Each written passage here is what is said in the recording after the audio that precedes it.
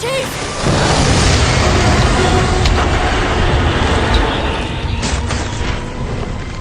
Hold on!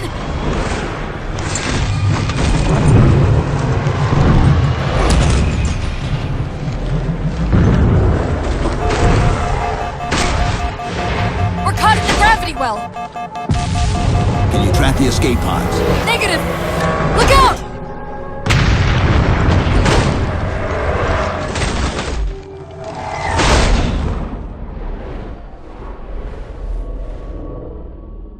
It's been 5 years since the last Halo game starring the Spartan hero was released, yet Halo 4 immediately feels like a worthy addition to the already epic franchise.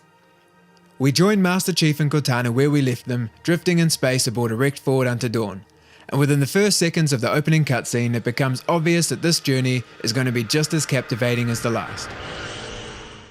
In a customary turn of events, the ship Master Chief is aboard finds itself under attack by Covenant forces while drifting too near the Forerunner planet Requiem. While the story may seem familiar at first, it soon branches into something far different to what we've seen from the series so far, and successfully treads new territory, exploring the connection between Master Chief and his AI companion Cortana. I was put into service 8 years ago. 8 years. AIs deteriorate after 7, Chief. In previous games, playing cooperatively has been an integral part of the experience, and Halo 4 is no exception. Whether it's working together to take down a pair of hunters, or manning the turret while your teammate deftly avoids enemy fire in a Warthog, the cooperative mode is so well implemented, you'd be forgiven for forgetting it's a single-player campaign with an extra Spartan or two. Increased enemies and various difficulty options keep the game challenging, while first-class mission design allows for a variety of tactical plays. The easier difficulties present a more casual experience, whereas upping the ante forces players to make tactical decisions.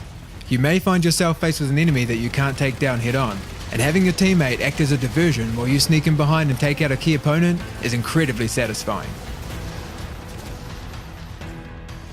A plethora of new enemies and weapons keep things fresh, while old favourites feel true to the originals and bring with them a sense of nostalgia.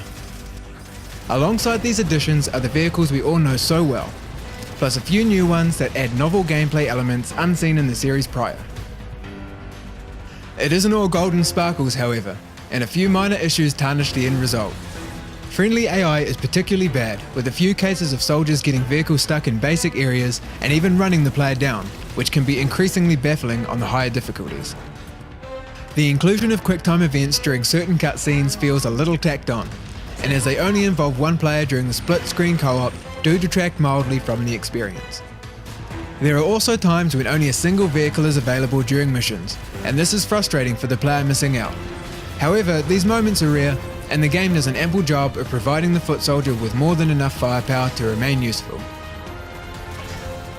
Towards the late stages of the game, there are a few stale gameplay moments where the previously varying and relatively open battlegrounds are replaced with corridors and platforms on which you face repeated waves of enemies, and while it's never a grind, it does start dragging a bit before it's over. In addition to Halo 4's campaign is the new game mode Spartan Ops, which expands on other aspects of the Halo story while replacing the firefight mode introduced in ODST and Reach. A new story cinematic is released each week, and with it 5 episodes of gameplay in which a group of Spartans are pitched against increasingly difficult enemy forces. This content is a great new addition to the franchise. The missions each take around 15 minutes to complete, although on higher difficulties can take a bit longer. The accompanying cinematics are of the same quality as seen in the campaign, and even though the gameplay is fairly standard fare, it's still an enjoyable cooperative experience. To top it all off, each episodic installment is free. Some of the old hands here know what you're in for. The rest of you, you're due an education. Multiplayer has been a staple in Halo since the original game, and Halo 4 once again delivers with a flourish. The options are robust and offer a variety of different game types, as well as a large and rewarding ranking system which features gear, weapon and ability upgrades. Much like in the campaign, the multiplayer gameplay which a franchise is known for has carried over, while some additional content allows for a breath of fresh air without compromising on the game so many players have grown to love. One notable addition to the multiplayer is the Ordnance Drop feature. This works in 2 ways. Firstly, in certain gameplay types, randomly spawn weapons replace the map's default weapons, allowing for a different experience each match. Secondly, the introduction of personal ordnance drops allows for players to earn the right to call in a weapon or ability upgrade for themselves. This aspect has been implemented in such a way as to make for some interesting gameplay variables without unbalancing the game. Whether it's playing locally or online, the multiplayer in Halo 4 is as solid as ever and will provide countless hours of entertainment outside of the campaign.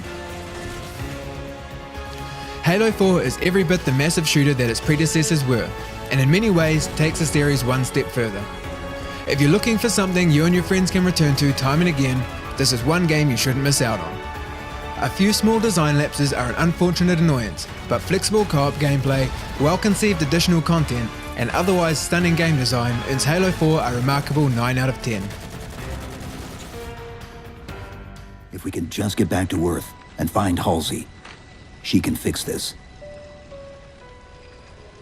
Don't make a girl a promise you can't keep.